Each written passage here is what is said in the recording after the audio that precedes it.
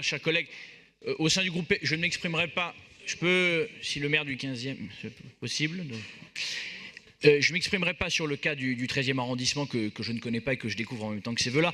Simplement sur l'explication de vote. Nous voterons le vœu déposé par le groupe RGCI puisqu'il correspond à une position d'équilibre, je crois.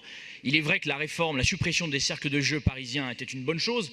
Ils ont été remplacés par un nouveau dispositif. Ce dispositif, il faudra bien le tester. Moi, j'y suis favorable à ce nouveau dispositif de club de jeu.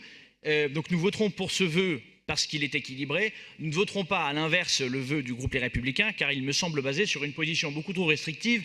Je rappelle juste une chose. Au début des années 2000, avant même l'alternance de 2001, un rapport avait été rendu au maire de Paris de l'époque, Jean Tibéri, sur les cercles de jeu, ou plus exactement sur ce que pourrait rapporter l'établissement de casinos à Paris. Simplement 2 casinos à l'époque, ça pouvait nous rapporter, d'après le rapport qui avait été rendu donc, au maire de Paris, 100 à 150 millions de francs.